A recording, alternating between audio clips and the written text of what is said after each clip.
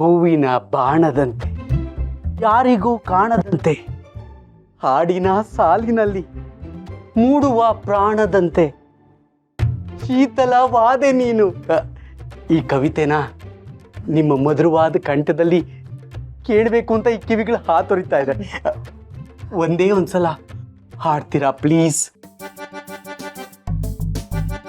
ಹೂವಿನ ಬಾಣದಂತೆ ಯಾರಿಗೂ ಕಾಣದಂತೆ, ಹಾಡಿನ ಸಾಲಿನಲ್ಲಿ ಮೂಡುವ ಪ್ರಾಣದಂತೆ ಶೀತಲವಾದಂತೆ ನೀನು ನೀನು ರಾಜಪ್ಪ. ಅಯ್ಯೋ, ಕೋಗಿಲೆ ಕಂಠ. ನೀವು ಹಾಡೋದು ಕೇಳಿಸ್ಕೊಂಬಿಟ್ರೆ ಕೋಗಿಲೆನೇ ನಾಚ್ಕೊಂಡ್ಬಿಡುತ್ತೆ.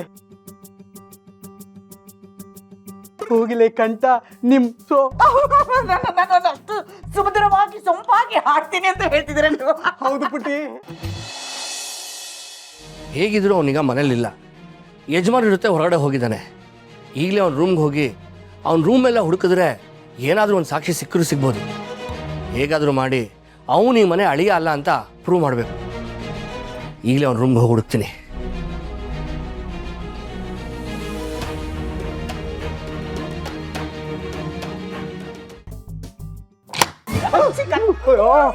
ಯಾಕೆ ಬಂದ್ರಪ್ಪ ಇವಾಗ?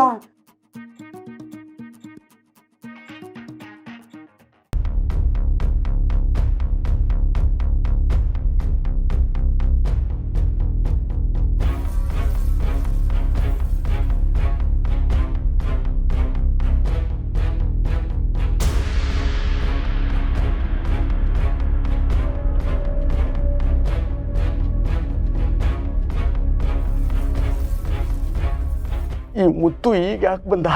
ಈ ಮುತ್ತುಗೆ ಹೊತ್ತು ಗೊತ್ತೇ ಇಲ್ಲ.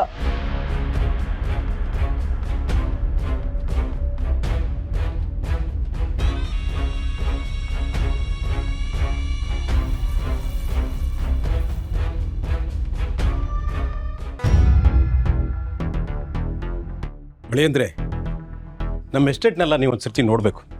ಮುಂದೆ ಸಾಮ್ರಾಜ್ಯ ಆಳೋರು ನೀವು. ಸಾಮ್ರಾಜ್ಯ ಹೇಗಿದೆ ಅಂತ ನೋಡ್ಬೇಕಲ್ವಾ? ಯಜಮಾನ್ರೆ ಯಾಕೋ, ಏನಾಯ್ತು? ನಮ್ಮ ಫ್ಯಾಕ್ಟ್ರಿ ಕೆಲಸ ಮಾಡೋ ರಾಜಿಗೂ ಅವಳ ಗಂಡನಿಗೂ ತುಂಬ ಜಗಳ ಅಂತೆ. ಅವನು ಕುಡ್ದು ಅವಳನ್ನು ತುಂಬ ಹೊಡೆದು ಮನೆಯಿಂದ ಆಚೆ ಹಾಕಿದ್ದಾನೆ. ಅವ್ನು ಯಾರು ಮಾರ್ತಿ ಕೇಳ್ತಿಲ್ಲ ಯಜಮಾನ್ರೆ. ನೀವೇ ಬಂದು ಬುದ್ಧಿ ಹೇಳಬೇಕು. ದಯವಿಟ್ಟು ಬನ್ನಿ ಯಜಮಾನ್ರೆ. ನೋಡಿ ಅಳಿಯಂದ್ರೆ, ಎಂಥ ವಿಪರ್ಯಾಸ. ತರಕಾರಿ ಬೆಳೆಯೋನು ಮಳೆ ಬರಲಿ ಅಂತ ಬೇಡ್ಕೋತಾನೆ. ಅದೇ ಬೀದಿ ಬದಿಲಿ ತರಕಾರಿ ವ್ಯಾಪಾರ ಮಾಡೋನು ಮಳೆ ಬರಬಾರ್ದು ಅಂತ ಬೇಡ್ಕೋತಾನೆ. ವಿಧಿ ಚೆನ್ನಾಗಿದ್ರೆ ಗಂಡ ಹೆಂಡತಿ ಚೆನ್ನಾಗಿರಲ್ಲ. ಅಕಸ್ಮಾತ್ ಗಂಡ ಹೆಂಡತಿ ಚೆನ್ನಾಗಿರ್ತೀನಿ ಅಂದ್ರು ವಿಧಿ ಬಿಡೋದಿಲ್ಲ. ನೊಂದ್ಕೋಬೇಡಿ, ವಿಧಿಯಾಟನ ಬದಲಾಯಿಸೋ ಶಕ್ತಿ ಇರೋದು ಆ ಭಗವಂತಂಗೆ ಮಾತ್ರ. ಎಸ್ಟೇಟ್ಗೆ ಇನ್ನೊಂದು ದಿವಸ ಬರ್ತೀನಿ, ಪರವಾಗಿಲ್ಲ. ಇವಾಗ ನೀವು ಹೋಗ್ಬಿಟ್ಟು ಬನ್ನಿ. ಸರಿ ಹೇಳಿ ಅಂದರೆ, ಅದೇನು ಅಂತ ನಾನು ಹೋಗಿ ನೋಡ್ಕೊಂಬರ್ತೀನಿ. ನೀವಿಲ್ಲೇ ಇರಿ. ತಿಮ್ಮಣ್ಣ,